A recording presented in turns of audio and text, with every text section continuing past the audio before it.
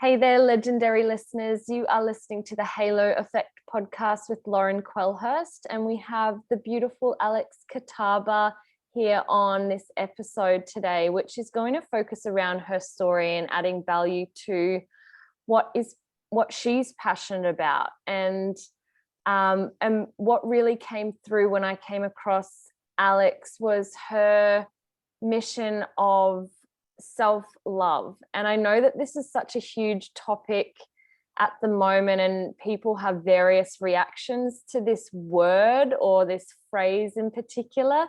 But when I reached out to Alex and I wanted to get the story behind what the Self Collective was all about, she was talking to me about her background and the catalyst for it being with her anxiety and depression. And so, without doing a disservice to her story, I would like her to actually speak to her story and how this all came about, what her mission is, and just, the beautiful message behind this beautiful person. So if you could, Alex, could you just start with telling your story a little bit about who you are and what got you onto the path that you're currently on today?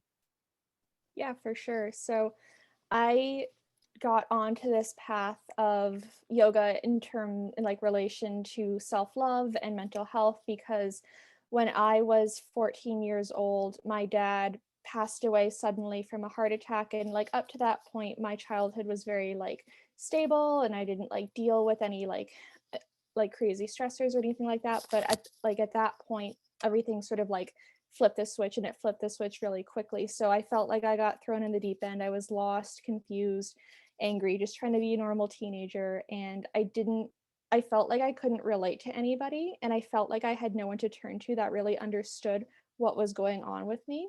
And I struggled with a little bit of anxiety and depression throughout high school. But it really, just because I wasn't dealing with it in an effective way, it began to spiral and build and build and build and get worse through my university experience. And it wasn't until I finally just took that leap of faith and turned to yoga on a whim that after a couple months of a consistent practice, maybe, I don't know, once or twice a week, I began to notice those big shifts. And my life in and of itself on a day-to-day basis didn't change all that much, but it was that self-awareness component that really was the catalyst for my healing journey. And then from there, things expanded into seeking out therapy and stuff like that as well. But when push comes to shove, everything I do now is rooted in yoga and mindfulness and the just underlying philosophies.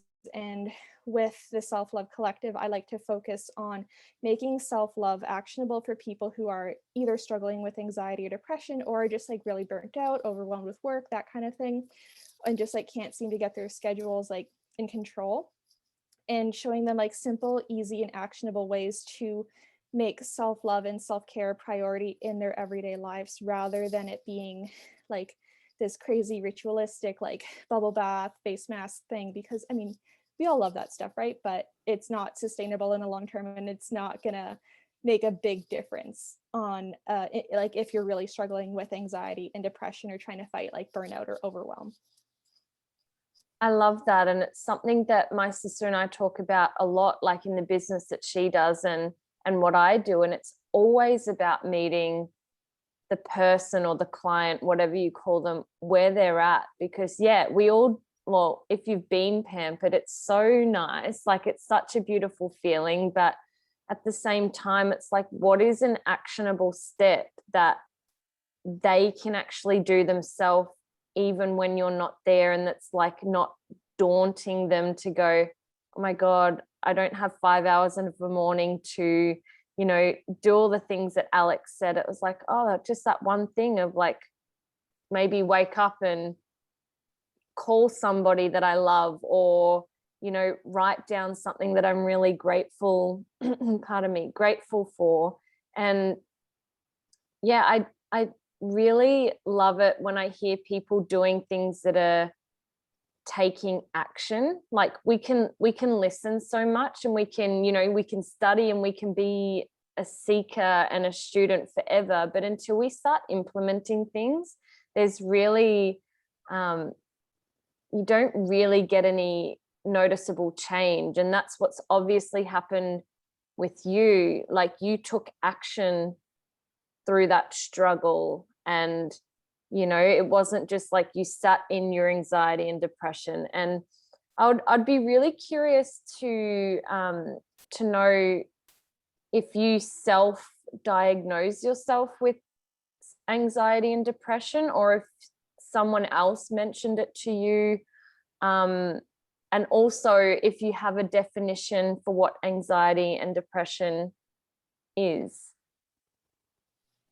So I wouldn't say I self-diagnosed. I was talking to like counselors and therapists at the time, like in the later years of high school and early university, and they I wouldn't say it was like something that was like super formal, but it was definitely an underlying current to a lot of the conversations that we had, if that makes any sense. And for me, like anxiety came in the form of like, so I studied psychology in university as well. So I can kind of touch on like the medical side as well a little bit. And for me, I had like general anxiety that would progress into panic attacks when I got really overwhelmed. So in terms of general stuff, it was a lot of just like overthinking, doubting myself, nothing like super, super severe. But when I got to the point where I wasn't like necessarily like taking care of myself or managing my stress, it would feel,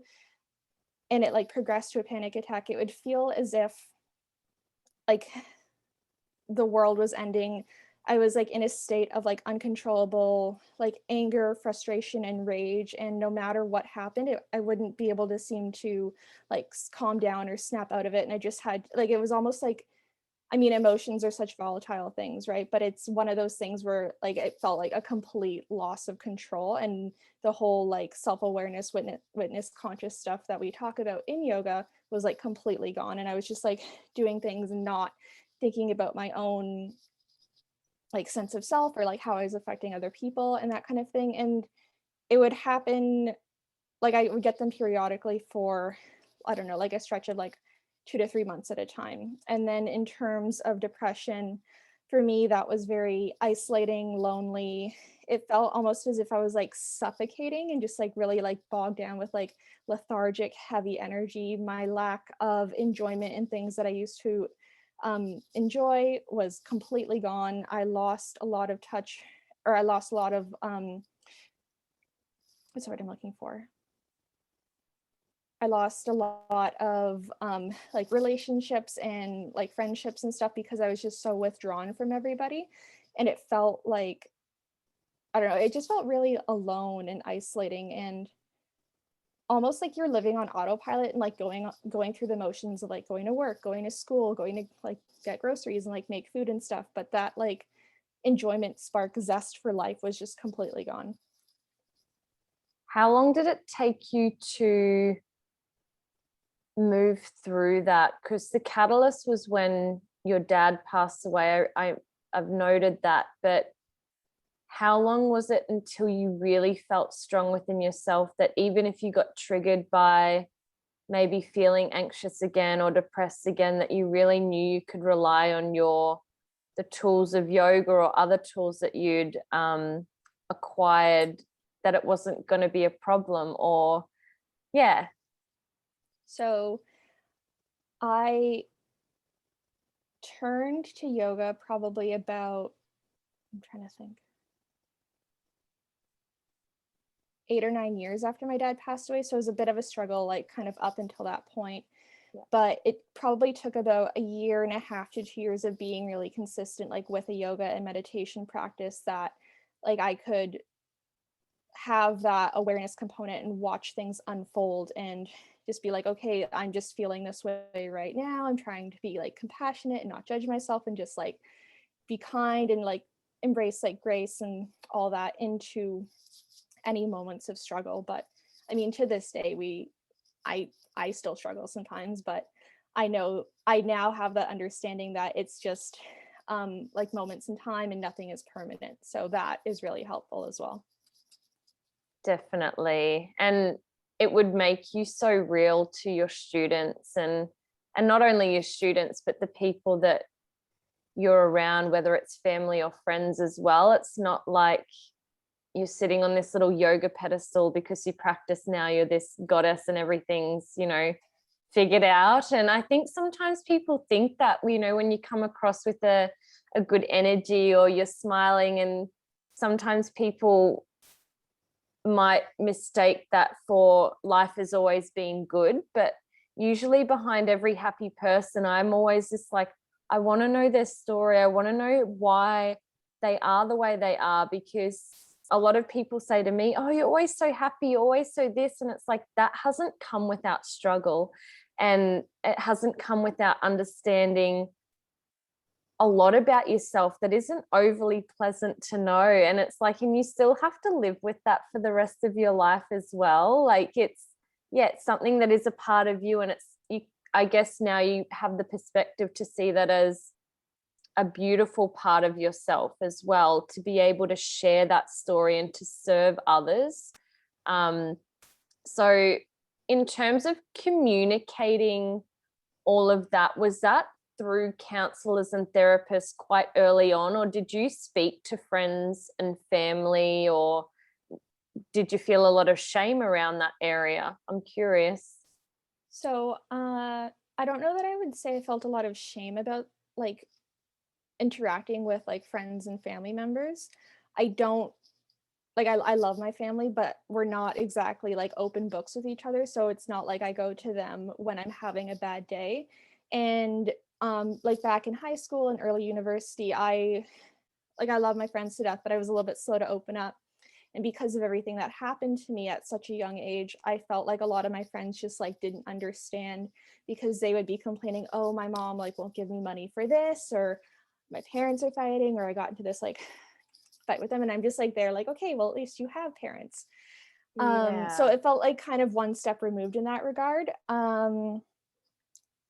But like these days, I definitely am way more capable and confident in having conversations with friends and family members when like for instance they do something that like upsets me or whatever. Like I'm more of an open book, and I'm more just like upfront about things, and that has been really transformative as well. Brilliant. Who did you train with? What's the style of yoga that you practice versus maybe the style of yoga that you were trained in? And has that, like, have you formed your own kind of practice outside of your training?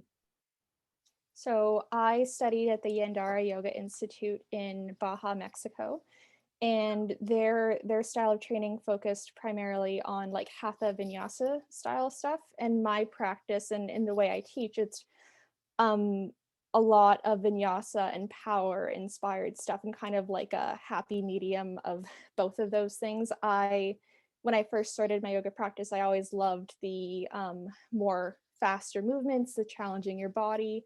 And I think a lot of that too, looking back, was me, okay, I'm going to go to a yoga class. It's supposed to help my mental health, but I want to feel like I'm doing something at the same time.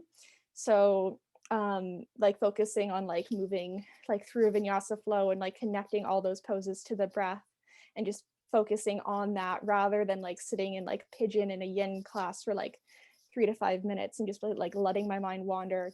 I find it more grounding to be kind of constantly go go go, and rather than like being all like zen and slowing down. So when I teach, I try to focus on, even if it is a little bit of a slower vinyasa class, just like really that connection to the breath and linking that to whatever's going on in the body, if I'm holding a pose for a little bit longer, or like the connection to the breath from in the movement from one pose to the next. That's awesome, because I feel like that is a really good teacher, being able to meet the students' needs, as opposed to, where your needs might be now. You could probably sustain more of a yin or meditative practice, I'm only assuming. And like over the course of practicing and having a self-practice, I was definitely the same, like started very physical, and I thought it was just physical. And then I can't even remember when the shift happened, but I think it's kind of like the failure or success. It doesn't happen overnight. It comes with doing things repetitively, and you're like, yes, I'm physically feeling great. And we know with the studies that we do, it's like when you're physically moving your body in a really healthy way, it's allowing for not only your structure to get stronger, but for like the blood flow to start moving and the energy channels to start opening, and like everything's actually starting to flow a bit. And that can feel uncomfortable if you've been dissociated maybe with your emotions, or you haven't spoken about that. So have you had students or people that you train and teach where, you know, they come in and they're loving it, and then all of a sudden they go, this is like, it's too much, like it's almost shedding too much light on themselves, where they're like, oh, this is super uncomfortable and I don't want to come back? I don't know if I've run into any students that have had that, but in my own practice, I've definitely come across that quite a bit. Yeah. And just like from the whole, like tying it back into anxiety and depression, I think that what a lot of people don't realize is when they're turning towards a more naturalistic healing method like yoga or meditation, with anxiety, it's a lot of like excess kind of pent up energy, like restlessness, stuff like that. So I think that's probably why I was drawn to the more active stuff initially. But then in terms of depression, it's like counteracted with the like the tiredness, the sluggishness, and the lethargic aspect of it. So in a flow, I find that sometimes, and I won't like necessarily have conversations with students about this after, but like they'll come and there will be resistance to it, and like you can kind of sense it in the like the space, right? But then afterwards, or like towards the end, it's almost like a big sigh of relief, where it's like, okay, it was hard and I did it, but I'm glad I did it, and I don't know why I'm glad I did it. Like if it's like a student or whatever, and they're just like, oh my god, like I so needed that, like I couldn't even tell you why. But I think it's because of all the like underlying like energetic currents and stuff that you're moving and shifting with the connection of the breath, the body, and the emotional space in a yogic practice. That's awesome. I love that, girl. It's really nice to talk to other teachers who have that holistic approach, and it's not just about teaching a set class. It's like people could come in and they could have a certain energy, and it's like, okay, well, this is what we need today, guys. But I guess having gone through something that my teacher talks about a lot anyway, once we've had enough experiences in either, you know, whether it's mental health or our own practice alone, we can then better guide our students and meet them where they're at. Even if we had a plan, like they can come in and it's like, this is what I thought we were going to do, but actually we're changing plans. And most of the time it's probably not going to be overly different, because you'll get to know your students quite well, but it's still I'm a huge advocate for having experienced enough, because a question that comes up a little bit is people struggling with the consistency to have their own practice. And I'm like, it's an absolute non-negotiable for me, because I feel like I can't teach authentically if if I'm not practicing what I preach. And I would love to know your viewpoint on that, and what your practice daily looks like, if you have a daily practice. Yeah, so I agree in the sense that you have to be able to be in that zone, and just like that constant, like, I hate the like personal development term for it, but you just have to be kind of on that path, for lack of a better way to phrase it, Yeah. whether it be through yoga or meditation. But that being said, my daily practice looks very different. Like sometimes it's yoga flow, sometimes it's meditation, sometimes it's sitting and just enjoying a glass of water and just like being, and like not being on my phone, and just like taking time off social media. So I think having a personal daily practice is something that's super important, but I also don't think it has to be the exact same thing every day. And that's what try to um, like share with my students and stuff and people who are following me on social media. It's like you don't have to do these big dramatic things. Like you don't have to do like a 75-minute Ashtanga flow at like 6 a.m. every single day. It can be a 5-minute meditation. It could be taking 5 deep breaths first thing when you wake up. It can be just like writing down how you felt that day right before bed. And it's those simple things over time that just like will build and build and build. And I like what you mentioned earlier about you didn't have like an aha moment of, okay, this is working, because when I first started yoga, it was very much like that too. But it's just like after a while, like, it's like that concept, like hindsight's always 2020. You like looking back, you'll see the differences, but when you're living it, you don't necessarily feel it. So I think in terms of being able to be consistent and sustainable with things, it's just like picking one small thing. And especially with people who are struggling with stress or mental health, the first thing I usually suggest is either a short, like 3 to 5 minute meditation, or just like taking 5 belly breaths first thing. I love that. And I think what I struggled with the transition from when I had a studio practice to practicing at home and then, becoming a teacher and all of that stuff, it was like, for me, I always felt it had to be physical, like, because that was where I'd come from.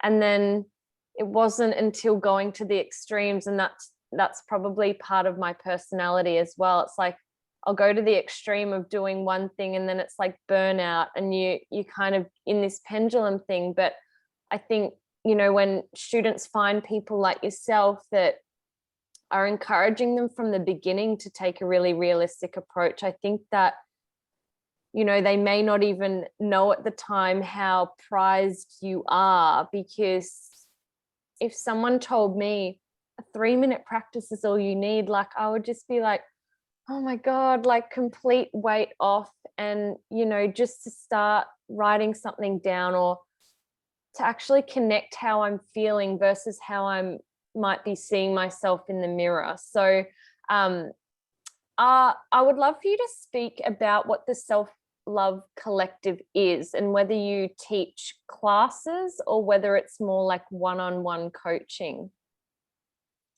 So with the Self-Love Collective, that was kind of my COVID pandemic creation. And with pivoting from moving out of studio and into the online space. So with that, I'm in the process of building up a YouTube channel where I have like videos about talking about like stress management, self-care, and like how to like incorporate that into easy, sustainable routines in your day-to-day life. And I also have like meditations and yoga flows and all that stuff as well.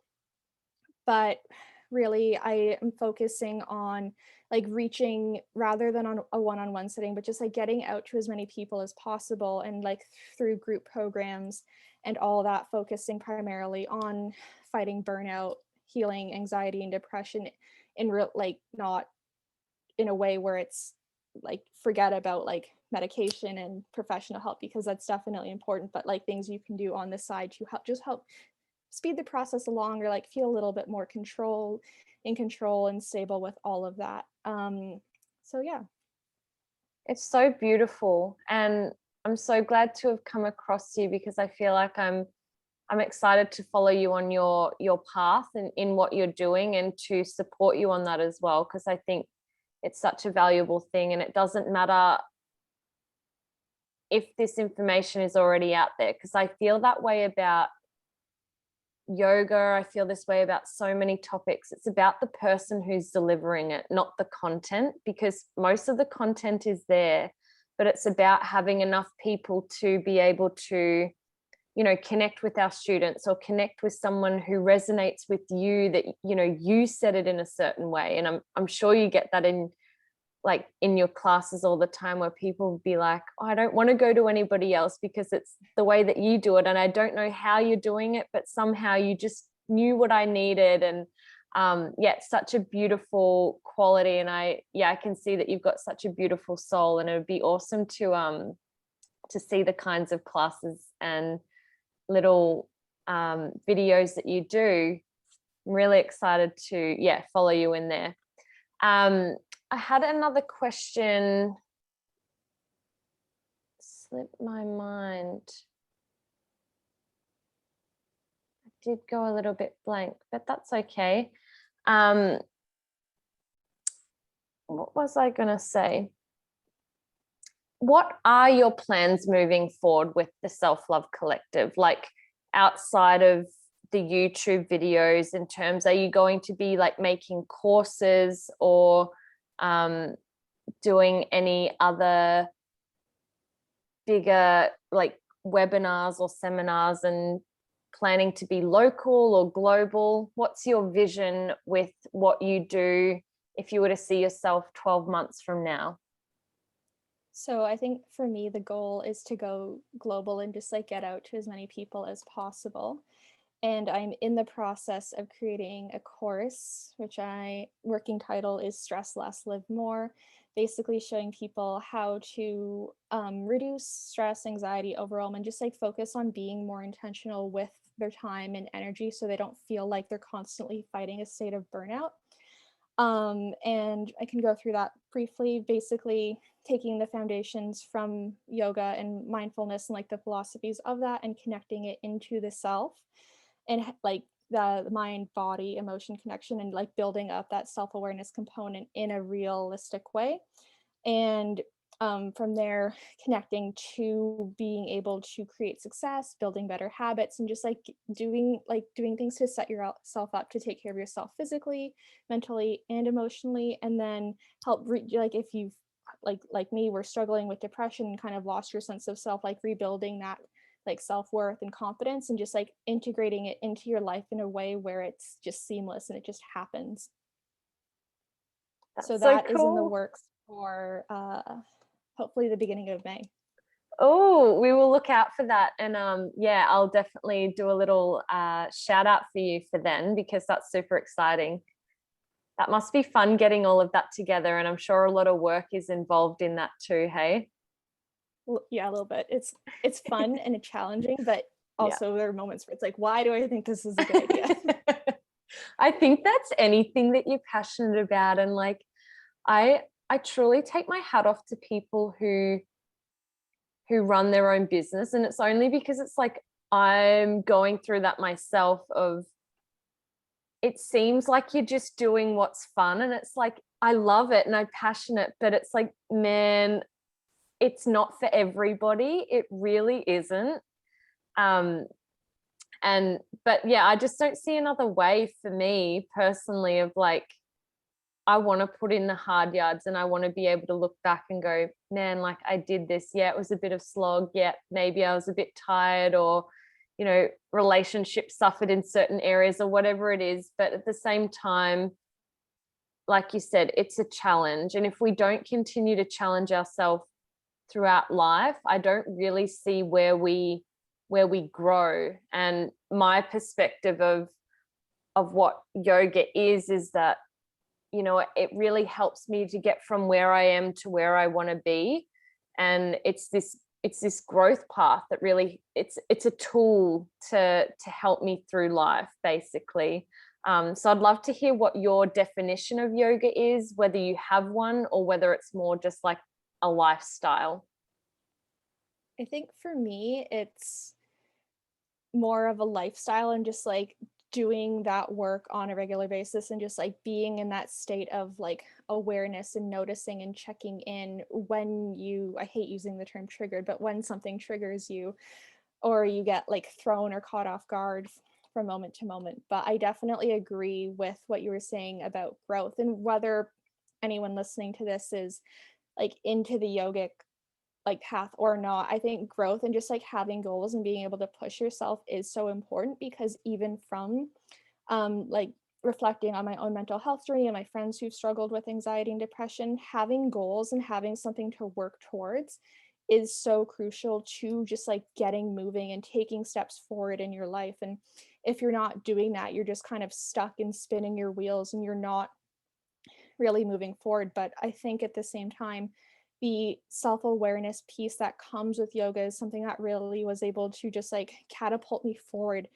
through a lot of that stuck energy and just like get me back on track way faster. Because even while I was like studying psychology in school, a lot of my friends were just like super overwhelmed and like burnt out, and they didn't know what was going on, and they just like weren't feeling themselves. But because of that lack of like inner self-reflection and being able to check in, like, hey, this is working, this isn't, what can I do to change it, or how can I sit with myself through this harder period if that's something that needs to happen, they they were missing that. And like, I'm all about Western medicine and science and all that, but I think there's something really to be said for the ancient Eastern traditions, and just like being able to slow down and take a step back and really just focus on where you're at on a day-to-day and moment-to-moment basis.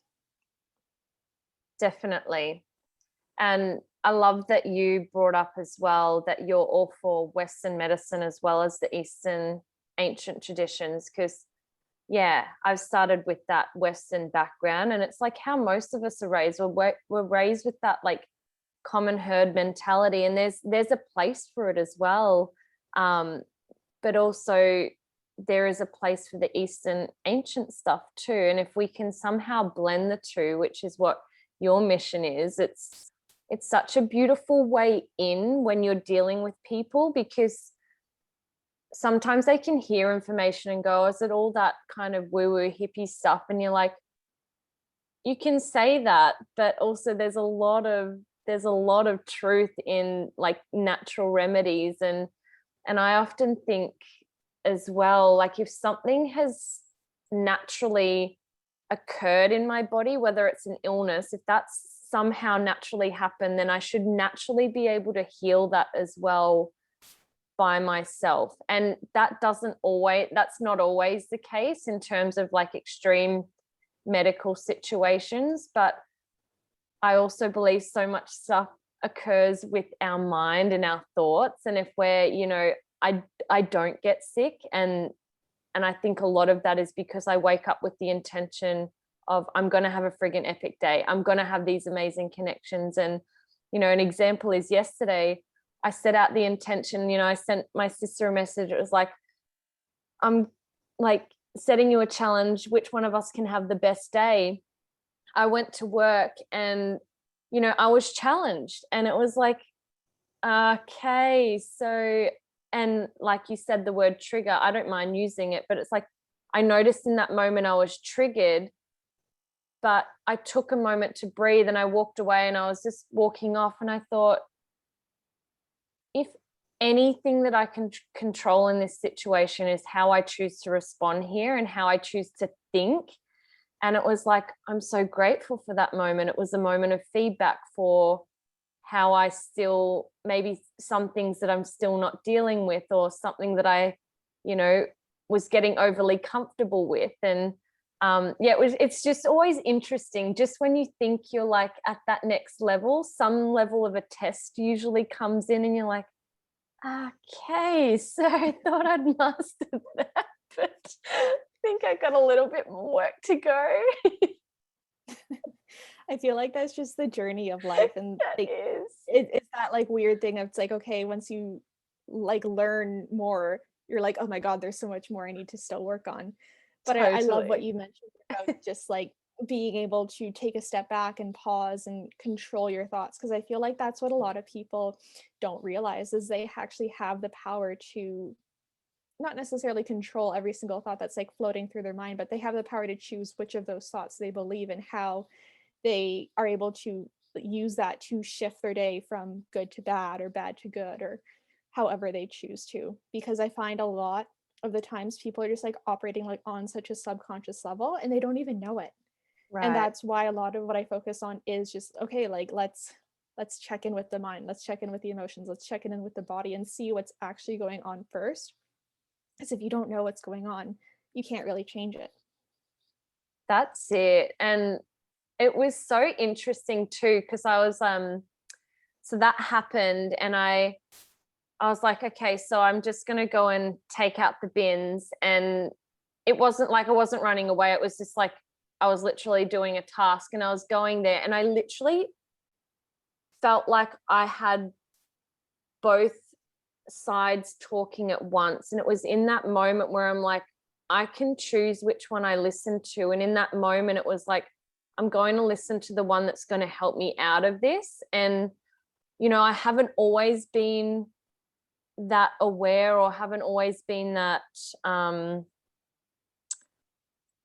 I don't even know what the word would be, but able to implement it in that moment. It was like I was equally aware of what was happening and equally aware of the action that I needed to take. And that has been, you know, a progressive journey of multiple situations like this happening, where maybe at one point I probably would have heard that and just wanted to go home and cry, or, you know, withdraw. Whereas I thought about it and was like, oh, actually, I can redirect my thoughts here, and I can choose to take it personally or not personally, and make my day go in this projection versus how this one comment or situation could really destroy someone's day. You know, like you could really dwell on it or make it bigger than it is. And it was interesting too, because I noticed the other people in the workplace were like trying to make me feel better, and I was like, I'm actually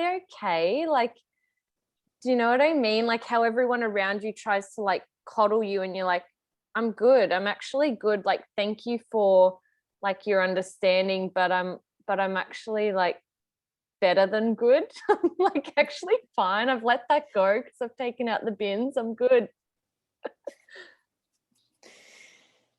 Well, yeah, I feel like I can relate to that so much because, like as humans, like we have a tendency to want to like nurture people, right? And Right. whenever someone is upset, the natural inclination is like to like go out and like check in and make sure they're okay. But with that, like with being able to have that awareness in that moment, it makes it so much easier for you to let things go like you did in that situation. And when you're able to let things go, like they no longer control you versus it like sitting and dwelling for hours or days or whatever. Totally. I had this really cool thing happen in my first yoga training. I would be curious whether, you know, you've done this in your own life, or whether this came up in your training as well.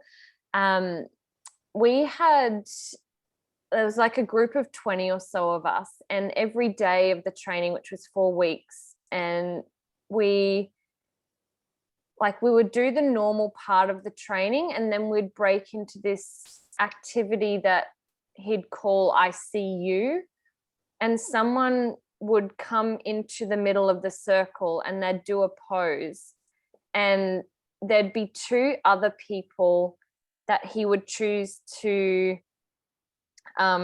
get into the circle, and one would walk around looking at all of like the physical structures of like, oh, their arms crossed here, their foot's turned this way, and then the other person had to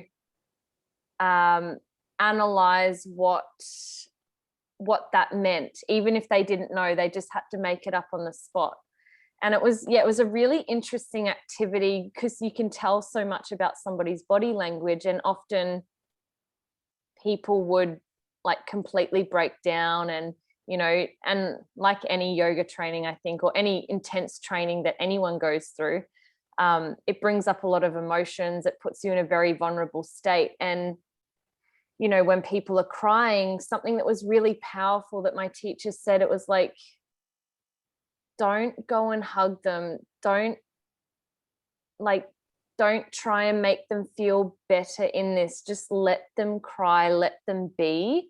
And I know that there is a space and a time that is appropriate, and it was appropriate in those moments. But yeah, I'd be curious to know what your experiences are with people who get emotional, and whether you are initially drawn to like, you know, hug them or make them feel better, or now with your level of awareness, like letting them sit in it and just being okay with being uncomfortable.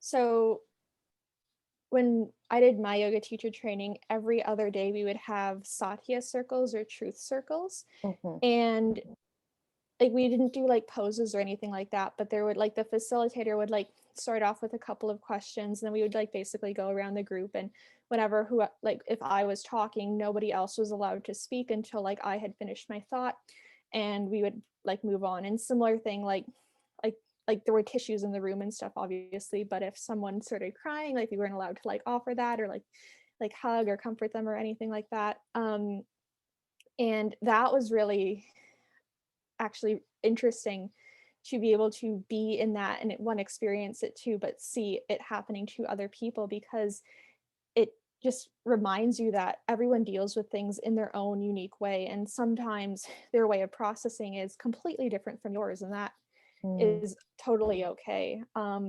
So these days when I'm running into someone in my personal life that is like really upset or really angry or frustrated, I a lot of the times will just like take a step back and like be there and like hold space for them and just like hear them out if that's something that they need. And I might like if they're just like being overly dramatic, like I might call them out on it depending on how close I am. I'm just like, okay, get over it. But um if it's like something serious, I'm definitely there to just like hang out, listen, and like if I feel like I have something to offer them, I might. But at the same time, it's not like, oh my God, come here, like let's like cry about this together. Could you just speak to what holding space means?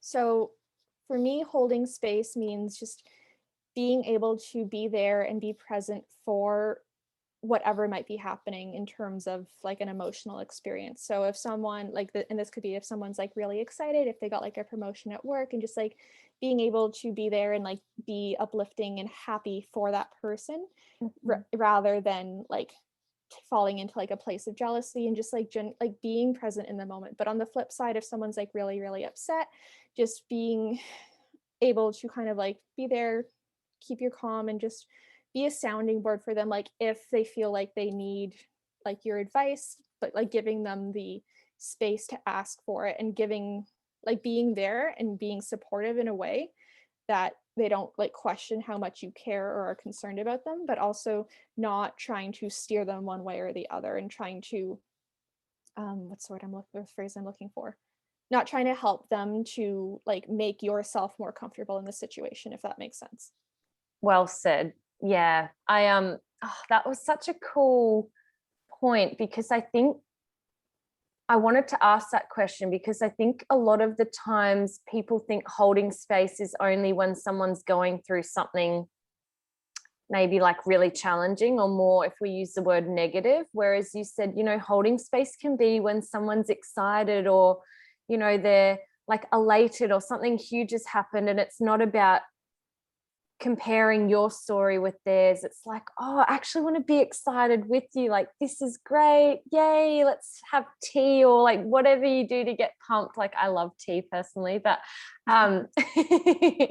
yeah, it's such a beautiful point. Like, because I think sometimes when I've been excited or whatever, you either, depending on who you're telling it to, you might dull down your energy because that other person may not hold the space for you, or what it is, whatever it is. But when you're in that space and someone's like super excited with you, and they're not trying to draw away from that experience, it's like it's such a beautiful feeling to be present and to be heard and to be listened to, and then also to listen to others. It's such a beautiful exchange of a friendship or a relationship, in whatever sense that is, whether it's family, friends, or students.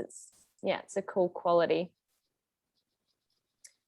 Who are your teachers, beautiful Alex? Like, it can be anything, yogic, non-yogic. Yogic to me is just living in general. So The teachers that I really look up to are Christopher and Diane, who ran my teacher trainings at Yandara, and they're just like, honestly, they're walking angels. Like they are like a level of zen that I aspire to get to. Yes. Don't know that I'll get there, but that's the goal.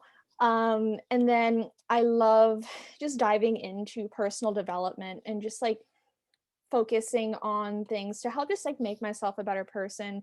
So I wish I had like the names off the top of my head, but I love like reading books. Like I finished The Girl Wash Your Face by Rachel Hollis, and that is a little bit businessy, but the way she goes about things and just like the attitude that she has towards life, that's more so what I look for in people. And being able to just like hold yourself and like own your worth. So I really admire people who are capable of doing that and being able to share how to do that with others as well. Beautiful. We're going to wrap up with just a few rapid fire questions. Just think quickly. These rapid fire questions have been not so rapid because I just tend to chat with people and chat about their answers, but we'll see how we go. Yeah, I'm just going to grab my laptop charger. So one Go second. for it. No worries.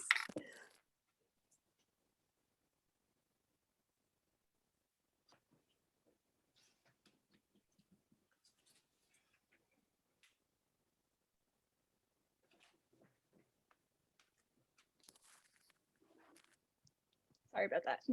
Not a problem. Favorite time of day? Early morning. Yes. Why? I like being up before the world wakes up and all that kind of chaotic energy of like commuting, rushing around, getting to jobs or work or school really kicks in. And I just like being able to start off my morning like nice and slow. So if it's even just 15 minutes extra before I have to like rush out the door, I really cherish that. If you could pass on one message, if today was your last day, what would it be? I would say just focus on what you love and everything else is going to fall into place rather than doing things to try to like get a certain income, impress people, or like make your family happy. Just do stuff for you. Be a little bit selfish in that regard because that's where you're really going to thrive. I love that. Good answer. What was your last Google search? Oh God, I don't know. I'm so excited. It's probably nothing that interesting. I don't even know where.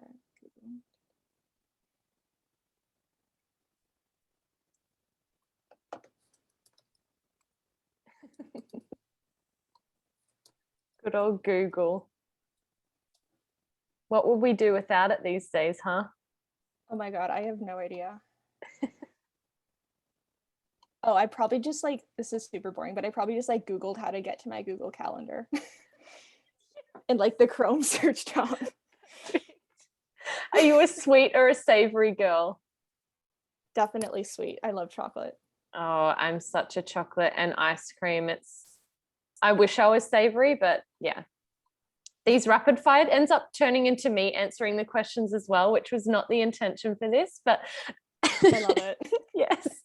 What would be a top recommended podcast, book, movie, or TV series, whatever, floats your boat? Book. You can choose 3. Book. So Joy of Missing Out. Again, I wish I knew the author off the top of my head, but that is amazing. Joy of Missing Out. Let me just get that down. Yep. Podcast. What is it? Brittany Jones, I think it's called Unstoppable, but she has the CEO method. So in terms of building confidence and business building, I love her. And in terms of a movie or show, let me pull up what I am watching on Netflix. Yes. That is always an interesting experience. There's so much on there. Dangerous place. It's such a dangerous place. It's like, don't let me get started. It's a bit like YouTube. You think you're on there for just one show and then you're like 5 hours later, oh my God, how did I It's get so here? easy to go down like a black hole of shows.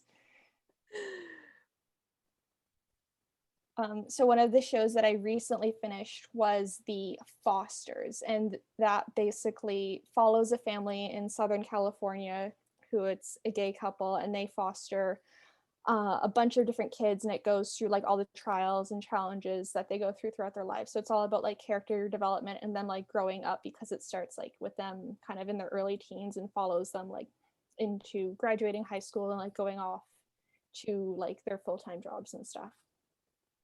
So it's a very like heartwarming show. Girl, I reckon my sister would love that, and I would as well. So we might have to watch that together when we have a spare moment. If you like that, watch The Untouchables. I think I'm going to be starting that like today or tomorrow. So cool. Yeah, perfect. Yeah, it's such a beautiful story of like the little Indian children growing up through that system. I was like, oh my God, this is amazing. Pardon me. What would you do?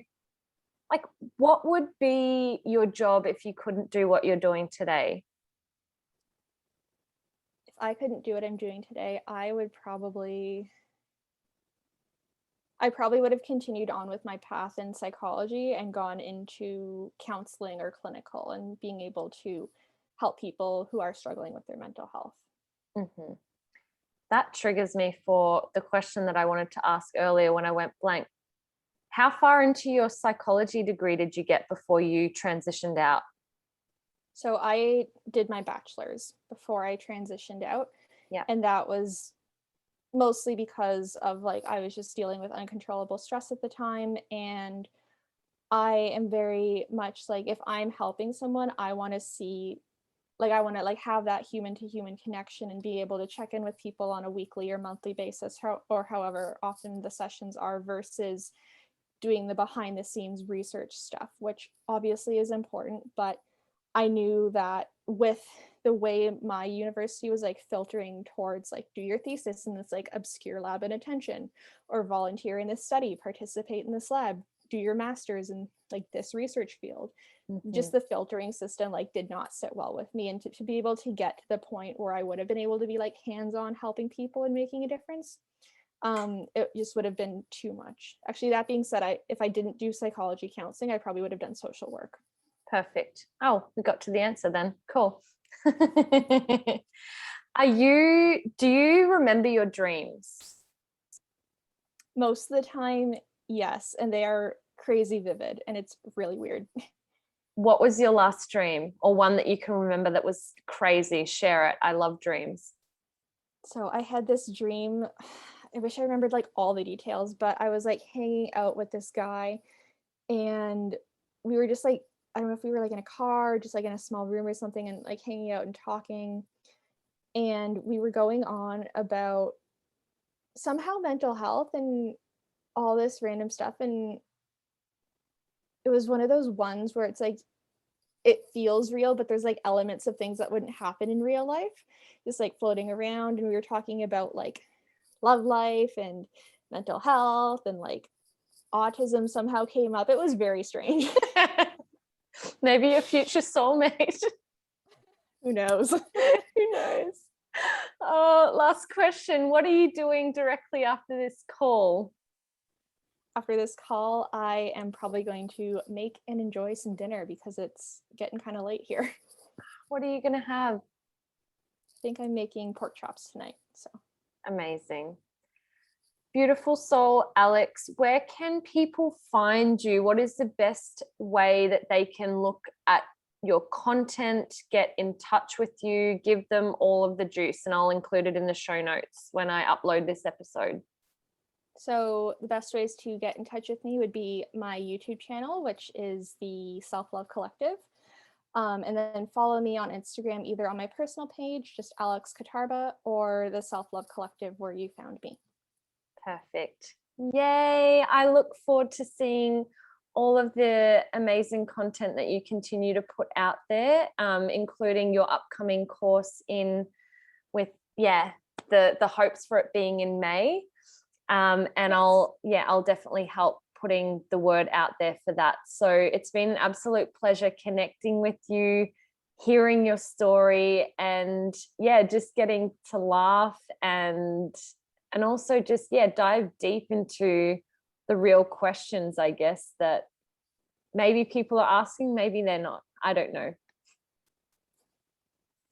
Thank you so much for having me.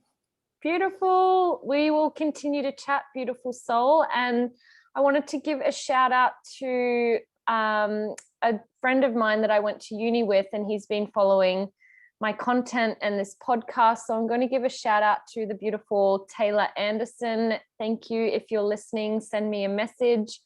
And whoever else is on here, please share or like or comment and subscribe away. And if you have any recommendations of other people who would really add value to being on an episode on here, just send me a message and we'll get them on. I'm so looking forward to putting out more content, and stay tuned for the next episode. Signing out with Oceans of Love and Light, Law.